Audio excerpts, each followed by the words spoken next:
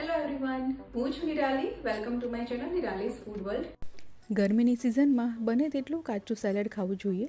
તો આજે હું તમારા સાથે ટિફિનમાં લઈ જઈ શકાય તેવા મસ્ત મજાના સેલેડની રેસીપી શેર કરવાની છું. તો આ પ્રમાણે બધી વસ્તુ તૈયાર કરી લેવાની છે. હવે એક પછી એક બધી વસ્તુની છાલ ઉતારી લેવાની છે. અહીંયા કોઈ પણ વેજીટેબલ્સનું પ્રમાણ તમે તમારા રીતના લઈ શકો છો. જે વસ્તુ તમને વધારે પસંદ હોય એ વધારે લેવાની.